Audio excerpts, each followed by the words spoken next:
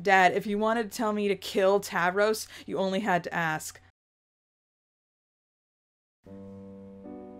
Hello everyone, and welcome back to more Yes, Homestuck 2. Last time was 413, and it was kind of crazy, and there's just as many pages. I think there's even more pages. Scissor kind. Oh boy. That's a lot of pages, but I'm sure that they're mostly images, and we're gonna be fine. We're going to be okay. We were left off on a kind of a cliffhanger because Jade just came back, like, completely out of the blue and was like, they took Yiffy! And we're all like, what the heck is a Yiffy? My money is, I'm, like, split two ways on, like, what Yiffy could be. It's either A, a pet name for Dave, or B, it's the name of Dave and Jade's, like, dog that they kind of adopted as their baby since Jade can't get pregnant, so it was gonna try to fix their marriage. That's just what I think. But yeah, so we got there's also like a little bit of underlying jealousy going on, because Vriska wants Vriska to acknowledge her as something really cool, which that's just a Surcat trait. That's what's been going on for the last 3 generations of Surcats. Man, that's weird to say. Arani as a grandmother. Screeching. Okay. But yeah.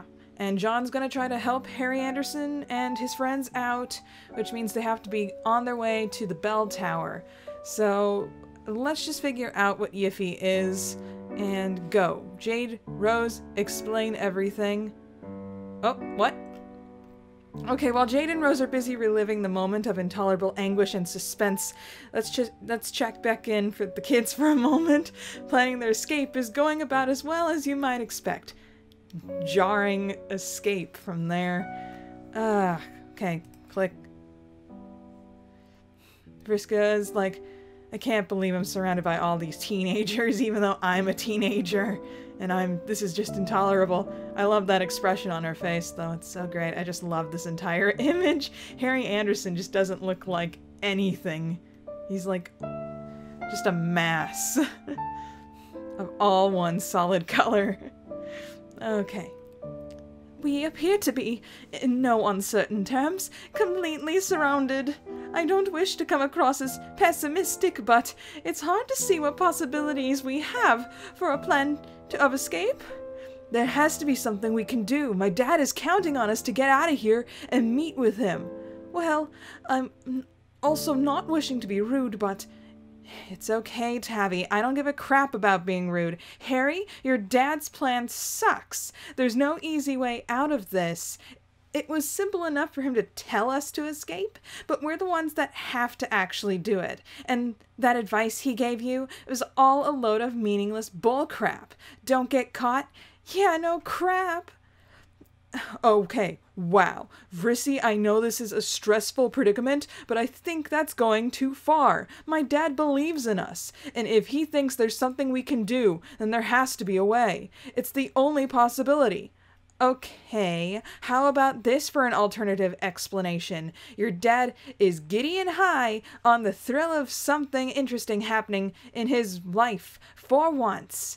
I don't believe this. I've been waiting for my dad to start talking to me again for what feels like forever, and you know that, and you couldn't be happy for me. This one time.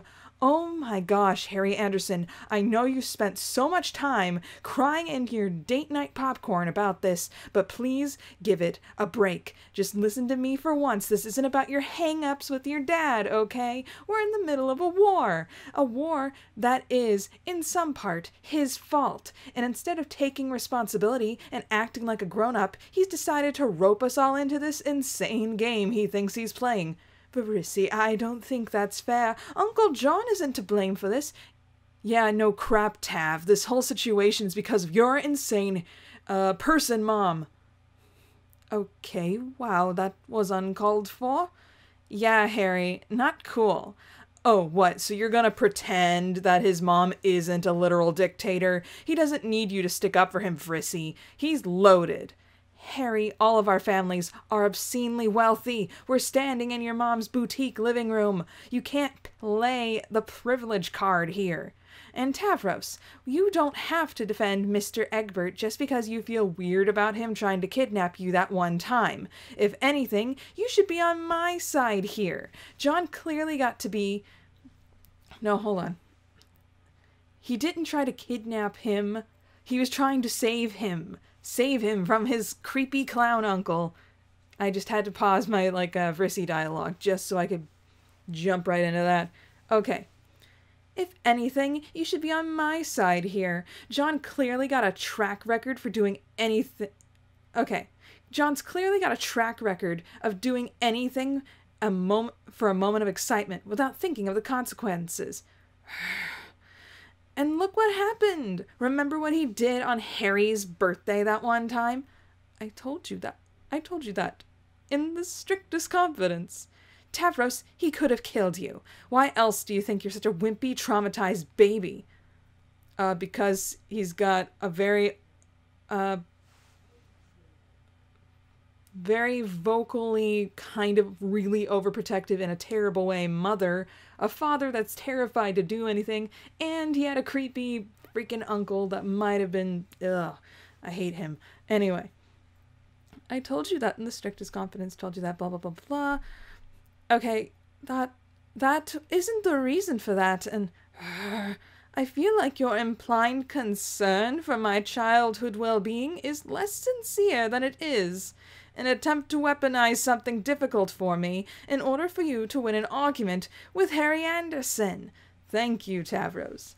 Will you all just shut up?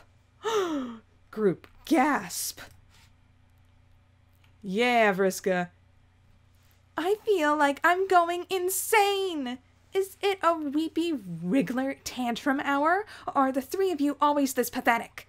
Nobody answer that. It was bulge-achingly rhetorical. Just keep quiet for a moment while I insult you some more. Frissy, you're cool and all, but I'm getting tired of this teen nonsense. John's advice totally blows, but at least he understands what needs to be done. Don't insult my friends. Only I get to do that. Tavros, stop being such a wimp. Nobody has time for this pansy clownery. Do you remember what happened to the last clown I had to deal with? Yeah, that's what I thought. And Harry, listen, neither you or your friends have anything really important going on. Your lives and your planet are a total bore. But somehow John loves you anyway. Try and be grateful for that once in a while. Not everyone is so lucky. Anyway, forget his advice. John wasn't counting on you to get out of this. He was counting on me. So from now on, everyone just follow my lead and do what I say. And if that doesn't sound like a good enough deal to you, then just... stay out of my way.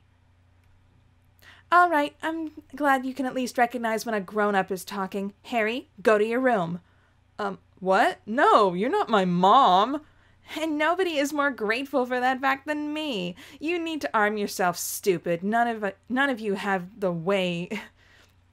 No, none of you even have a way to fight. Oh. Here, take this. What is it? It's your stupid face, that's what it is. Just kidding, it's a spare stripe specibus. You want to prove you can make it on Alternia? Take this and go grab a weapon. Meet us back here in a minute. Oh, a what? A minute! Wait, that just broke the fourth wall. That broke the fourth wall so bad right there. Harry Anderson can't see you that you spelt minute with an 8. Anyway... Harry, go grab a weapon. Go. Come on, I clicked on the thing. There we go.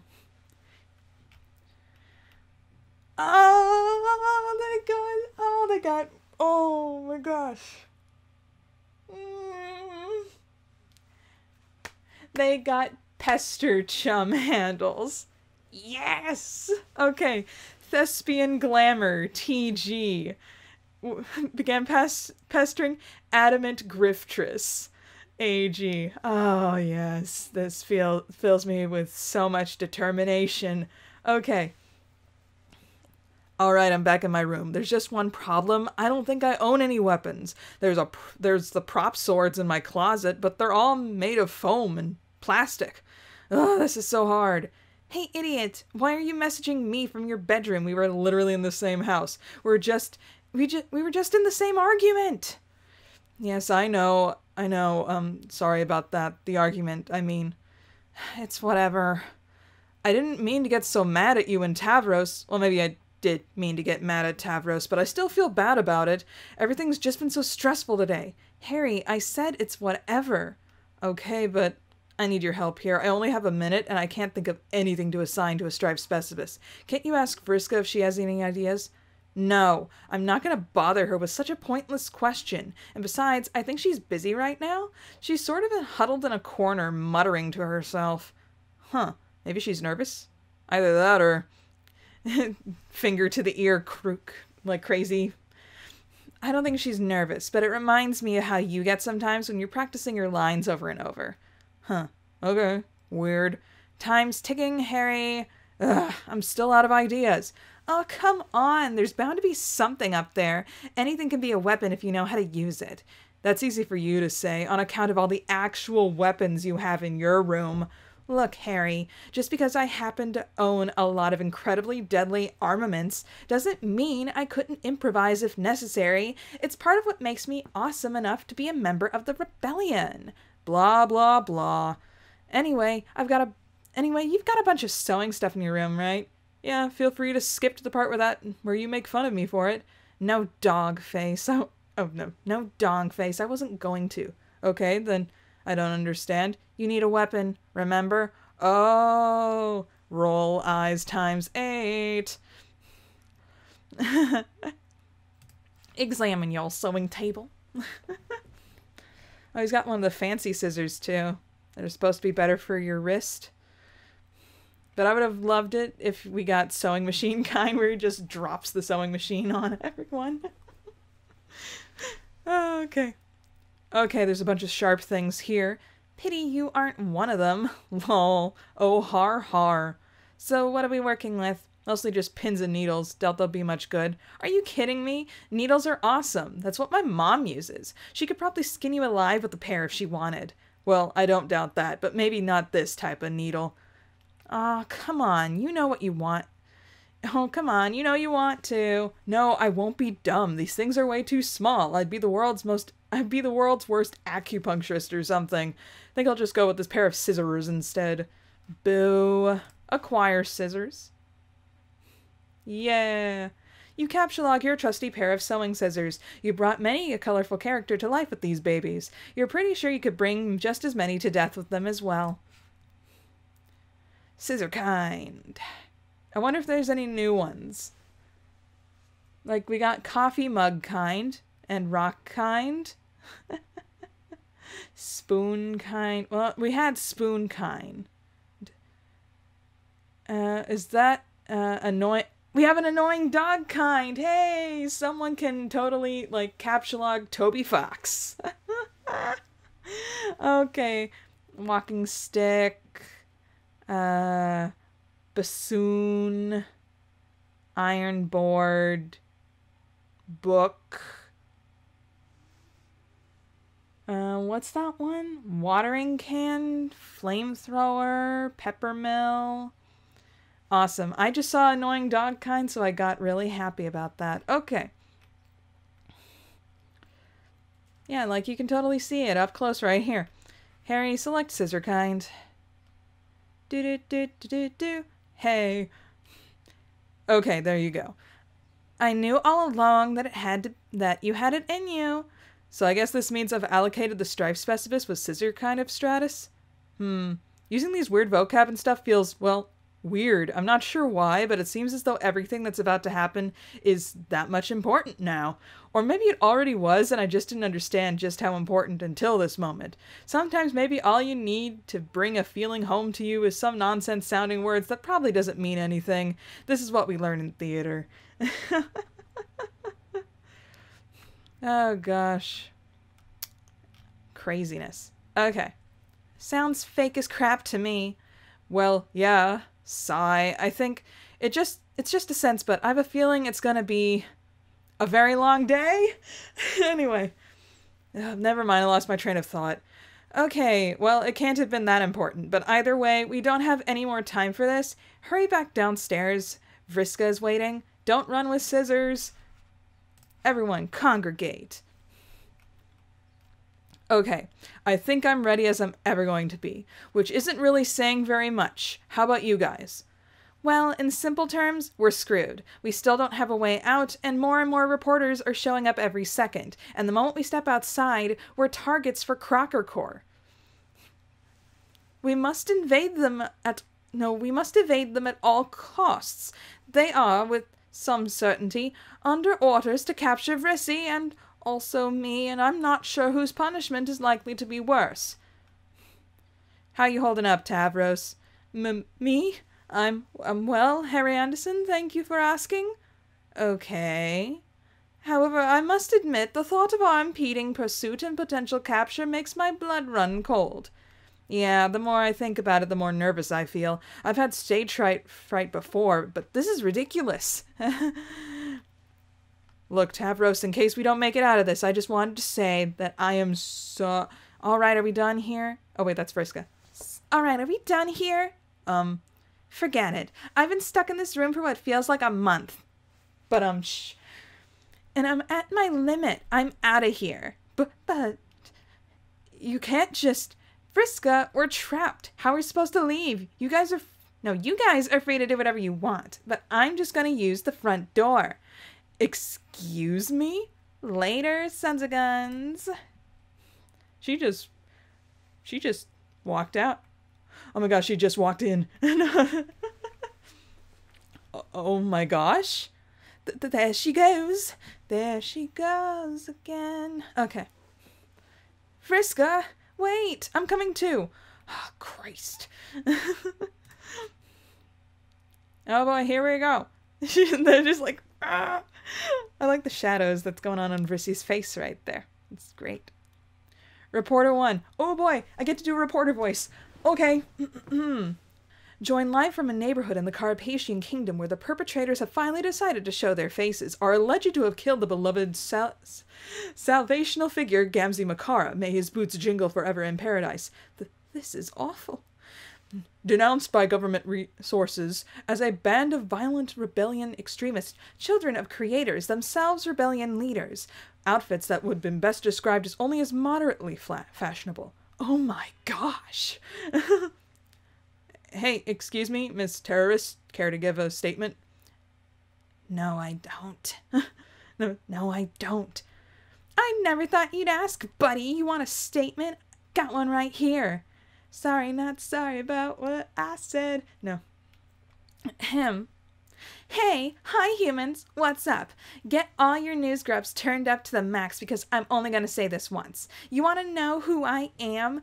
My name is Vriska Surcat. I'm the creator this world never knew it had. I left my home behind and put a stop to the demon who burned 2 universes for fuel. Also, this planet could come into existence. Without me, none of you would even be here. Capiche? Now, you may have heard people saying a lot of things about us. They want you to believe that we're violent terrorists who want to destroy your religion and your very way of life on this planet you call home. So I just wanted to take a moment to clarify the situation.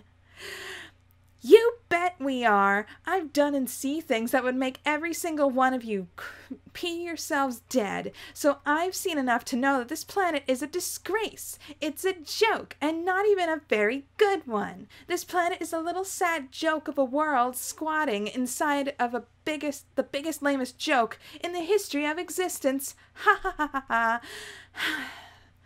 You know, I bet nobody here even knew who I was. Everything I did for you. You didn't need some idiot clown to redeem you. Everything you needed was already here, because I built it for you. After all that, you couldn't even have the decency to be boring and nice to each other. So guess what? The carnival's over. I killed that harlequin son of a gun, and I hope he burns in clown hell forever. But for the crime of falling for his disgusting lies, your society? No, your whole whole planet. It deserves to burn straight to mega hell, and I'm gonna be the one to fly it there. I'm gonna shatter your paradise into pieces with my bare hands and crap in its grave. How's that for a statement? You got all that, Jane Crocker? Do you understand what's coming for you? You messed with Vriska freaking Circuit. Jeez, what a psychopath. I think I know who wrote this chapter. Anyway. And she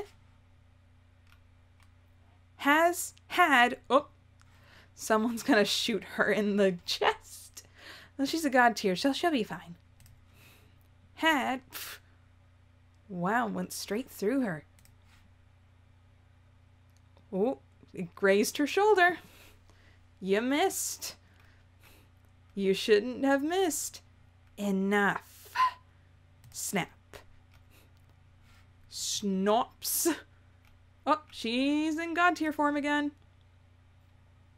Oh, and we're in... We don't even get a picture. Oh, good. Okay. A whole bunch of things start happening at once. Here's just a few of them. In the blink of an eye, Vriska's airborne. She has evidently, and by her own admission, had enough. She reaches out with incredible speed and grabs the microphone that was brandished at her a moment before. In one smooth motion, she helicopters it around her head by the cord and sends it hurtling into the face of the witless journalist whose needling questions had been so irritating.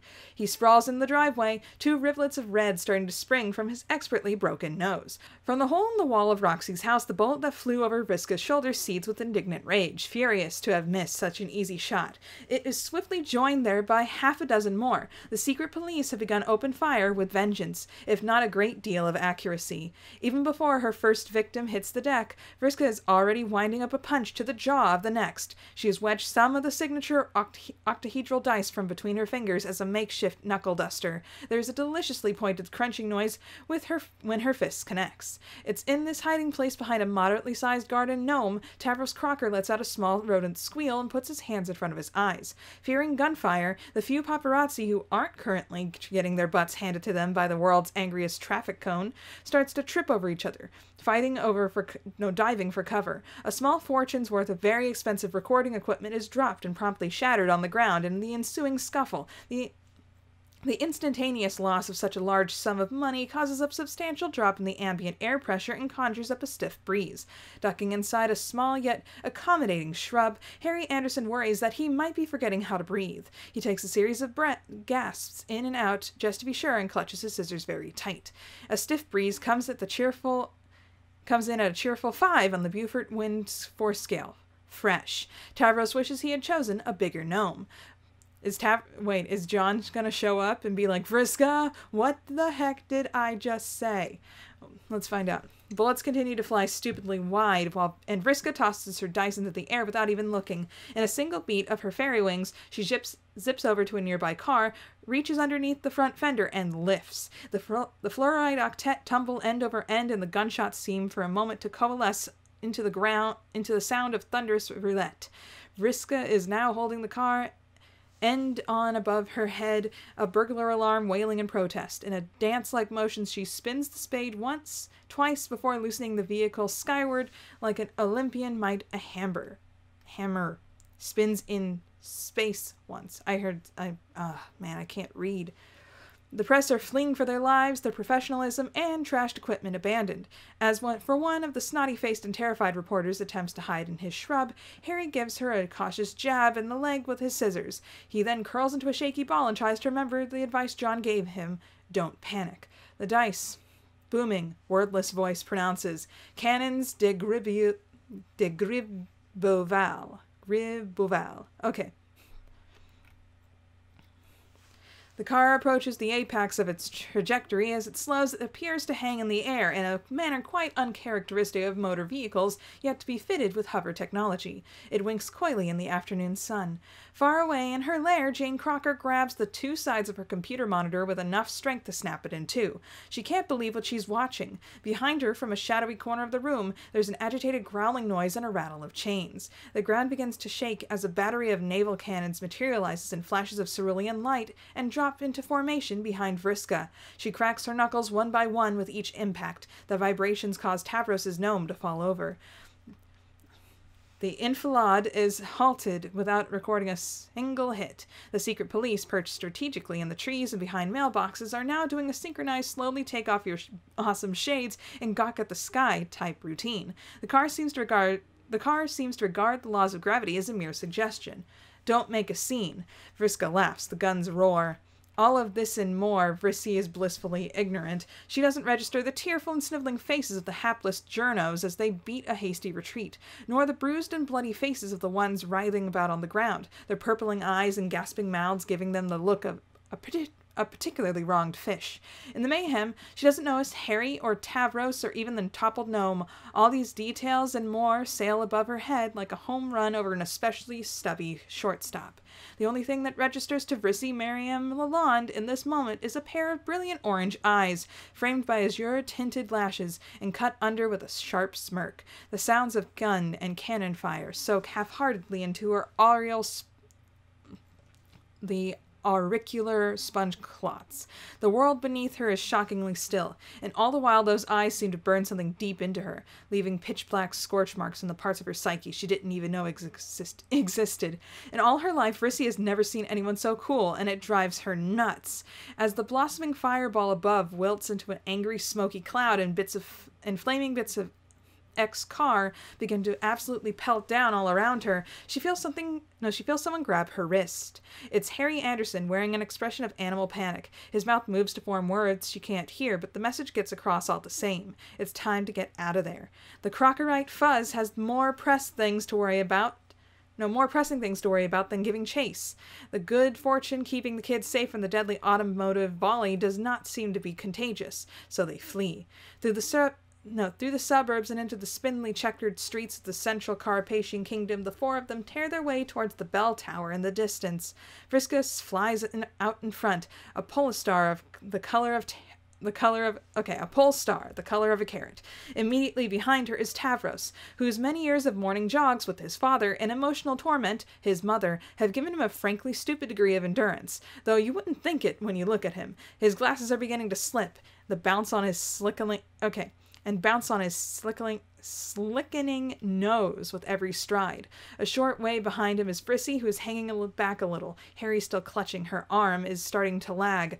He has his eyes squeezed shut as he runs. Vriska thinks she can hear him muttering something to himself over and over between staggered breaths. Don't get caught. Don't get caught.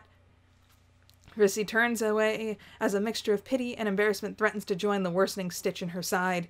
Nobody gives chase. Nobody shouts, "Stop those kids," in a commanding voice, or implores some poor taxi driver to step in, but they dare not slow. Tavros feels as though some dark and sinister shape is lurking just out of sight. It reminds him of all the nights at home when he would sprint through tall, imposing trophy rooms and mirror-walled hallways, racing for the miserable safety of his bedroom's glow after turning the kitchen light off. What he wouldn't give to be back there now. With their old lives quite exploded, he's unsure whether they're running out of danger or into it. The brightness radiating off Vriska has all the safety and comfort of a supernova. Vriska, meanwhile, is considering growing her hair out. Boo. After a stomach-churning moment of frantic hightailing, the kids turn a corner and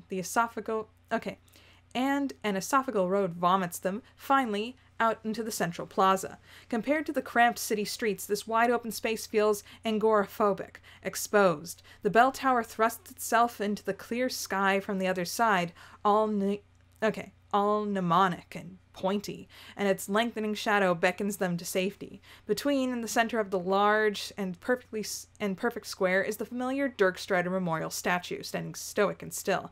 Surrounding his plinth is a circular fountain, and all around the circumference, dozens of knee-high cherubic figures. Oh, wow.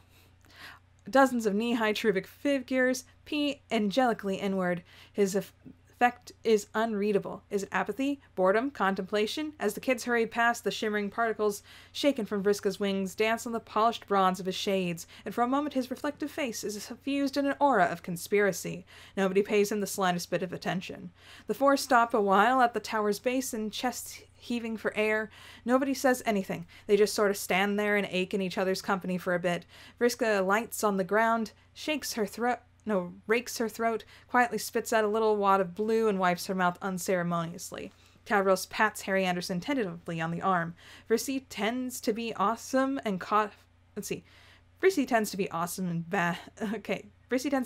and cough up stuff too, but she doesn't really make it work. Harry simply rests his hands on his knees, doubled over and shaking his head. Tavros looks at Vriska over Harry's arched back and puffs out his cheeks with wide eyes. She gives him a tired half-smile in return. Vriska quietly massages a crick in her neck and rolls first one shoulder, then the other. It's unclear who cracks first, but someone does, and in an instant all of them are dissolving into a bout of relieved giggles. It starts off as a light, bubbly kind of mirth, but the sheer enormity of what they've just done sets in, and they progress to full-on belly laughing. The adrenaline in their blood turns to helium and begins to fizz, and all at once they feel lighter than air. They survived. They're fugitives.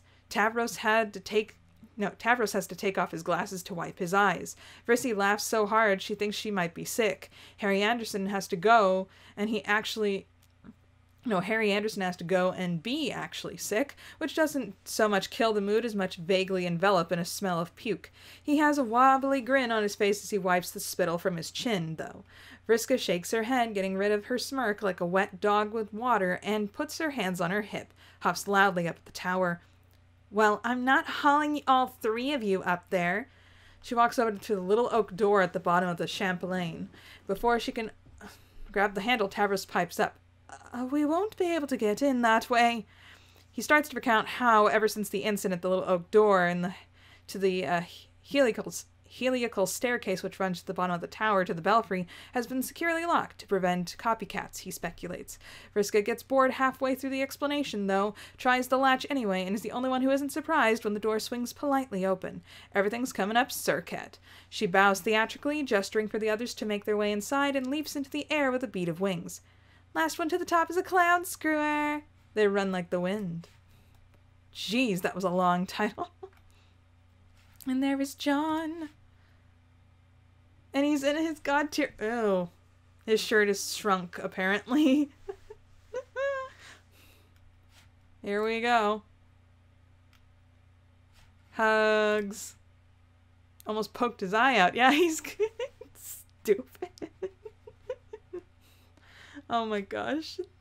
Hey, it's me with pants. They're kind of on the short side. Okay, John speaking. He looks like a normal kid. This is weird. Okay. I expected his sprite face to look a bit older. I don't know how you'd do that, but yeah.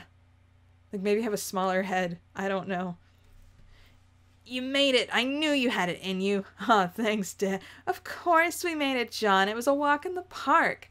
I had some of my best moves planned out, gave them the speech of a lifetime, and then they all just ran away without even trying to fight back properly. Frankly, I'm a little insulted by how easy it was, but you must have known it would be a piece of grub cake. After all, we had me there. Oh, Vriska. Okay. Oh, Vriska, it's nice that you're basically the same exact person you've always been. You're welcome. Honestly, I'm still a bit bewildered by you being here, but I'm happy to see you anyway, especially in the context that doesn't involve any amount of kissing Okay.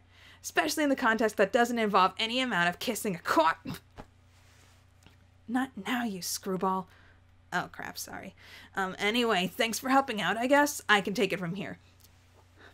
Be my guest. Okay. If you don't mind, Vriska. I'd like to talk to my son, please. Oh, right, sure. Don't let me get in your way. I'll just be over here basking in the knowledge of a job well done and plotting acts of violence. Haha, thanks. Mutter, mutter, limping to the respectable distance. Mutter, mutter, right this second. Mutter, mutter, mumble, mumble. Hate to bleed all over your touching reunion. Mumble, mumble. Sorry about that, Harry Anderson. Where were we? Oh, right, your escape. I guess I already said, but I knew you had it in you. Yeah, I guess so. I realized it was a lot to handle, though. You can say that again. It wasn't until after I hung up that I even remembered that I never gave that Strife Specibus to your 16th birthday. No, for your 16th birthday. Oh, it's okay. Vriska had a spare. I put my sewing scissors in it. It was all I really had at the time. That sounds familiar. I kind of stumbled backward into getting stuck with my first hammer, but after a while I couldn't imagine having picked anything else. I'm sure you'll do amazing things with it. You already did, in fact. I'm sure Jane is feeling really butthurt about things this very minute. The prankster's gambit is tipped back in our favor, that's for sure. Yeah, if it's alright, Dad, I don't really want to talk about it all that much right now. You're right, it was kind of a lot to go through. That's okay. We don't have to talk about that if you don't want. Honestly, who cares about Strife Specify or the Prankster's Gambit or whatever? That's not what's important. I'm just glad to know that you're safe. Dad? Yes, son? Can I ask you a question? Anything, son. Okay, cool. So, how come you're wearing that thing? Thing? You know, the windsock. I thought it was busy getting eaten by moths in a museum or something. Please don't tell me you broke in there just to get it back.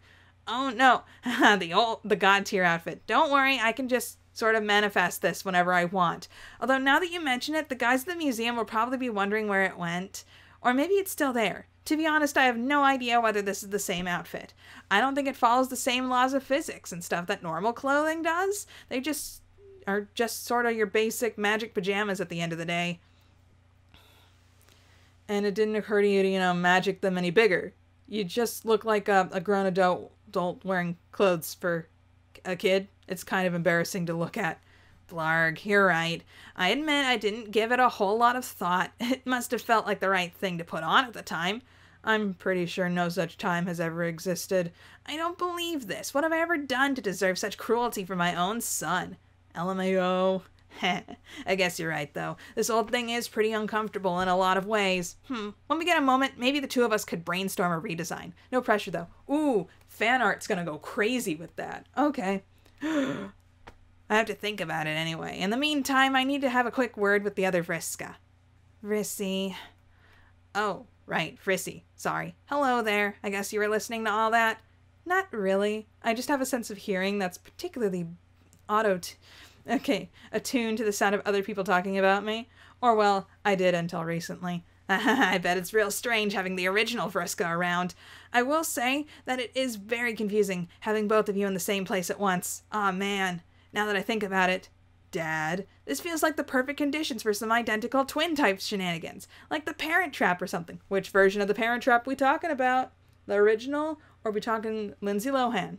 Either way, I'm cool. I just want to know for certain. I'm not sure how either of you would feel about being played by Lindsay Lohan, though. There we go. Okay.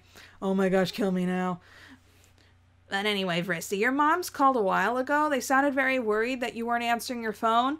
Obviously, I was busy. Well, anyway, they're on their way here. Jade's coming too. They should arrive any minute. You're kidding. Here they come now. I can see them over there. Here they come. They're carrying Ganaya and she looks like a bat. Okay, here we go. Oh man, that's just a good picture of John. I just love it so much. This is such a long update. Ah, gosh. This is weird. Why are they... Oh, they're so, like, awkward. Okay. Hey, guys. Rose, it's good to see you. Even though I guess we saw each other not even a day ago. Yes, hello again, John. It's good to see you, too. Oh, wow. That has to be the smallest number of words you've ever greeted me with. And Jade, it's been too long. I'm glad you're here. Hi, John. Me too? I knew you were involved with the Troll Rebellion as well, but I didn't think you'd turn up looking quite so cool. I think the camo really suits you. Jade, is everything okay? You seem a little out of it. Oh, I'm fine, John. Everything is fine. It's just, Rose, a little help here.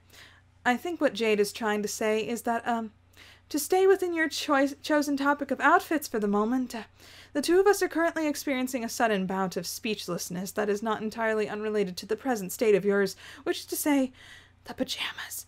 Ah. I've heard of suns out, tums out, but this is a little extreme. Anyone would think you didn't know there's a war on. Not to be rude, of course. No, it's all right, Rose. I've already heard the same thing from Harry Anderson. In fact, if everyone else would like to criticize the clothes, now's your chance. Feel free to form an orderly queue right now. Kanaya, I'm sure you've got something to say about it, right? Kanaya? Kanaya? Do not mind me, John. I am simply making quite sure that my daughter over here is all right and not causing any more trouble than I am certain she already has. Yes.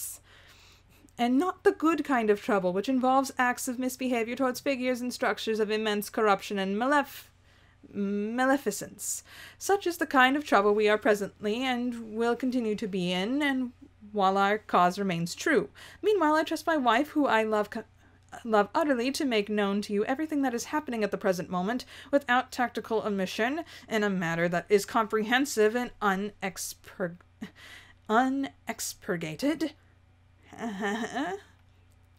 All right then, so what's up, Rose? That does seem to be the situation, doesn't it? Situation is difficult to describe. I'm sure it's not all that bad. I mean, sure, I guess we're in a bit of a complicated mess, especially ever since Vriska showed up, killed Gamzee, and declared herself and the rest of us terrorists or something. You're welcome. But it's nothing we couldn't be able to think our way out of now that we're all together. Right? John, there's something I need to tell you. Oh gosh, you're not gonna... Oh, you did it again. Okay, there's something I need to tell you. There's no point in hiding it anymore. Jade's words, spoken in nothing but more than a dramatic whisper, nevertheless seemed to echo in John's ears. Her face is somehow in shadow despite the sunny day, and John swears there's even an unexpected chill in the air. He feels a bit nervous, prickling sensation crawling its way up his spine. The windmills in John's brain slowly start to creak into motion. It must be something big, something really big, something so big that his sister would come all the way here to tell him in person, abandoning her scouting mission in the middle of an armed conflict to do so, as well as her husband. John realizes with a start as Dave's curious absence finally brings itself to his attention. Hot on the heels of that realization is another, and another, and then another. Jade's mouth moves without a sound now, and the wind that only exists in John's head is drowning out everything she's saying, as it whips itself into a gale and his mind races frantically towards a conclusion. All at once he reaches the eye of the storm, and then from somewhere on a half-remembered dream comes a sensation of falling, a burning golden city, a girl screaming. There's only one thing that Jade hardly has ever valued so highly above everything else, even her own life. Family. Jade, are you pregnant? Are you pregante? Jade looks up at him, eyes wide and angry. What? No, John, I'm not pregante. Oh. Aside from the fact that's completely impossible for a whole bunch of different reasons, why would you even say that? Were you listening to what I was saying? I was, now I had to start all over again. John, I have a daughter. She's almost Harry Anderson's age. Oh, but from like okay. You impregnated someone else, apparently. You were pretty wild a couple of years ago. You have a daughter? Yes. You have a daughter? Yes, John. Wow, I'm a little shocked about this. I mean, you have a daughter. Yes, John, I have a daughter. I have a daughter, John. In fact, I've had a daughter for quite a while. I'm sorry, I'm struggling to process this a bit. If she's nearly Harry Anderson's age, then that means you've had a daughter for what? I guess that must be about 15 years? Yep. Wow, I'm not even sure how to feel about this. John, I've had a daughter for 15 years and I didn't tell you about it, so I'm very, very sorry if that hurt your oh-so-precious feelings. There's a deathly quiet. You, of all people, don't get to judge me, okay? Everyone was getting married and having babies at the time, and I just wanted that for myself so badly. You have no idea what it was like living on that island with my dead grandfather, waiting for forever for you to finally wake up, and then I go through all that nonsense all over again on the ship, through the yard, and then when it's over, I thought maybe I could have something like a normal life, but then you just vanished on everyone for years. Everyone was building their lives we'd all been working for. Rose and Kanaya, Roxy and Callie, Jake and, well, Dave and Carcat Look, I knew on some level that they didn't want me there. I knew the plans they had for each other even when they didn't, and it was clear that I didn't fit into those plans and they wouldn't admit it, and I tried so hard to get them to see that what they wanted, and it just didn't work, and then Karkat left, and I couldn't just leave Dave by himself after what happened to Dirk, so I stayed. I tried to be the good person and stayed. I'm pretty sure that's not what happened in the original draft, but whatever, you can totally do that if you want, whatever. Jade, it's all right. I can take it from here. Jade leans soggily into Rose's shoulders. Jade, I'm sorry, John, you're starting to cry as well. If you start to cry as well, we will never get anywhere.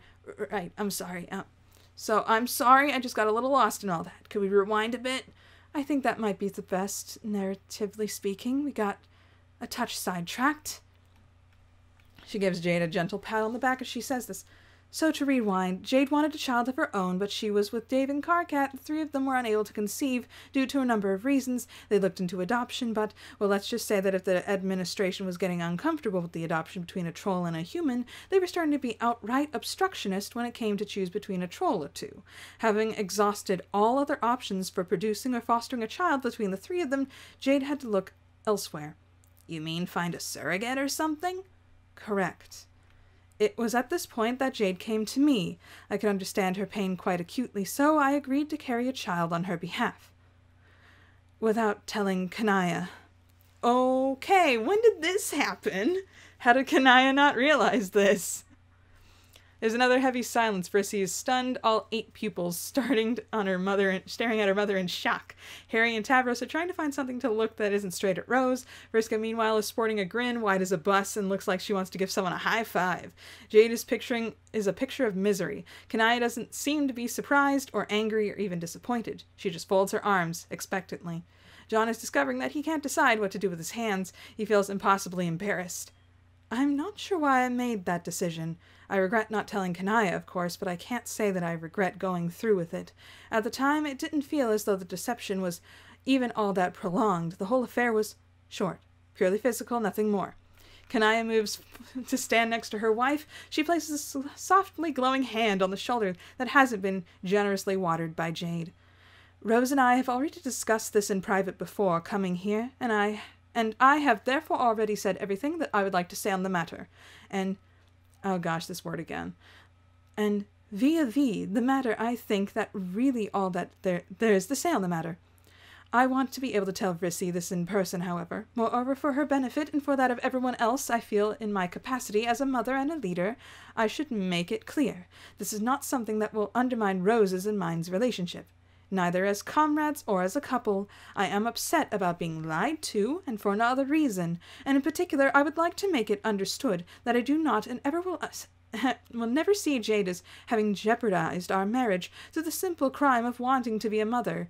If anyone in this world understands the lengths which a person will go to achieve such an end, then that person is me. As she says this, Kanaya looks at Vriska, and it's a look filled to bursting with 2 universes and countless lifetimes worth of love and maternal devotion.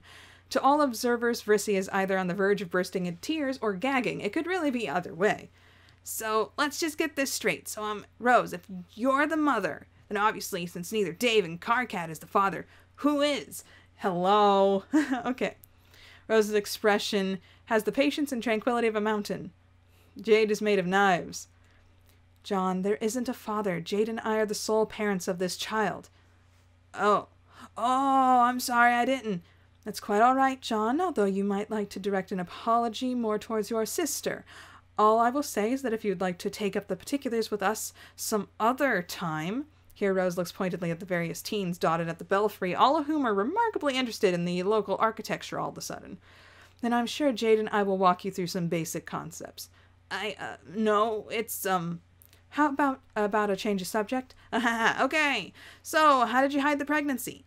Oh, it was simple. Jade's genes being as they are, part canine, the gestation period was substantially reduced. I carried the baby into term in just under 2 months. Since she was unfamiliar with human pregnancy at the time, I assumed Kanaya simply thought I was looking a little more substantial than usual, and didn't think it polite to comment. In defense of my observational skills, I feel like I should point out that you had recently discovered, miraculously recovered miraculously from a debilitating and potentially fatal illness, a state in which you were exceptionally malnourished, to say the least.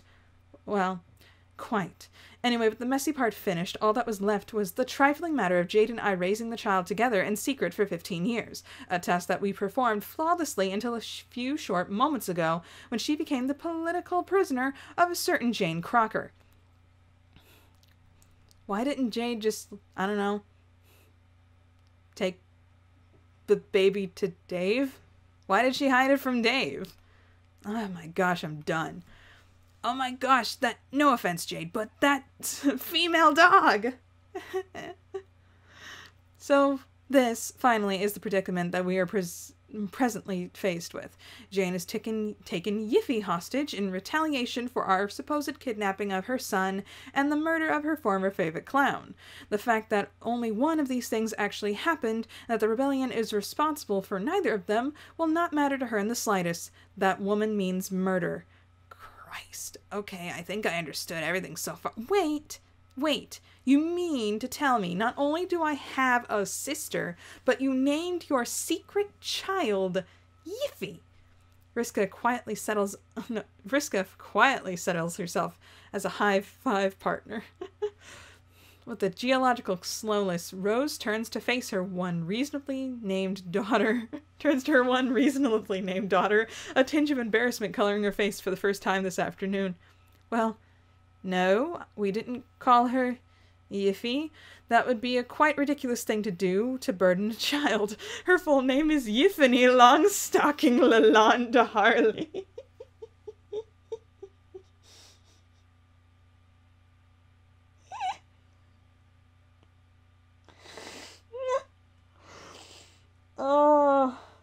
Everything hurts. Okay. Vriska looks as though she's about to hit the bell tower they're standing in. I'm sorry, I can't. Okay. It was, in hindsight, a momental, terrible decision acting in the final chapter in a long series of novels, each one fully, progressively more terrible decisions than the last, but this was the name that we decided upon. You have to understand, this whole situation ended up playing out a bit like an unironic game of chicken between the two of us, something that far outstripped anything that the Strider fraternity could have produced in their wildest, most JPEG'd creative wet dreams. But in the end, that triumph of irony came back to bite us in the butt, as irony is wont to do. There is absolutely no possibility of us casually letting you know that. By the way, we had a secret daughter named Yiffany Longstocking. At least not right away. But Carapacian change-of-name paperwork is so complex and circuitous that eventually keeping quiet forever just seemed like the more reasonable option. So, here we are. Everyone lapses into a third meaningful silence, one of which has the air of finality about it, as they collectively contemplate the here that they are. They have plans to make. Even now, Yiffy is likely being held at spoon point, subject to the mercies of a power-crazed tyrant in Pagliaccial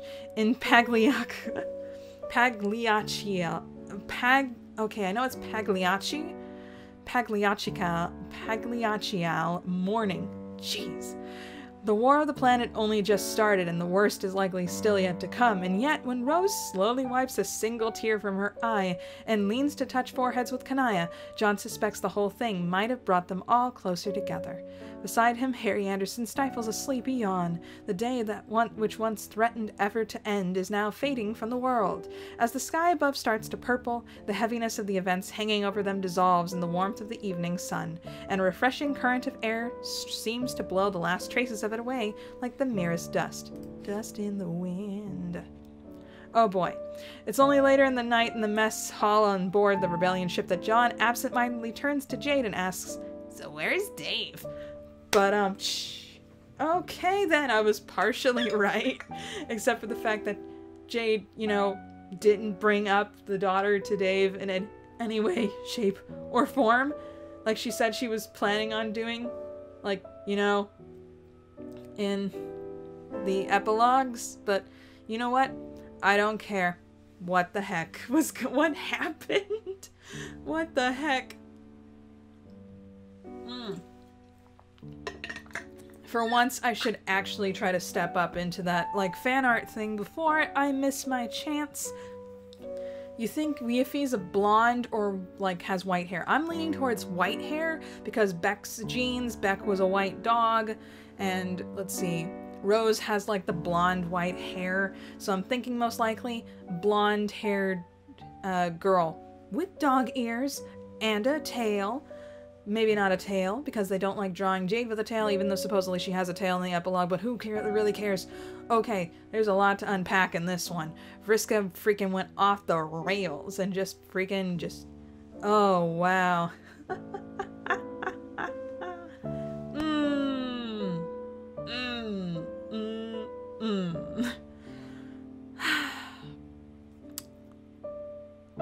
I can't even think of anything else to say right now, just a bunch of noise.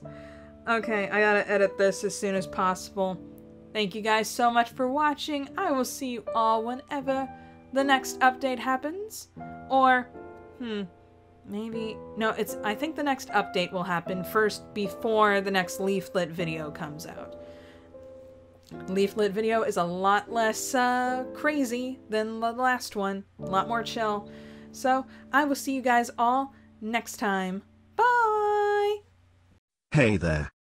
Consider becoming a patron, just like the phenomenal Bleed Red, Alexander Madeline, Uranium Coffee, and Ryan Nelson.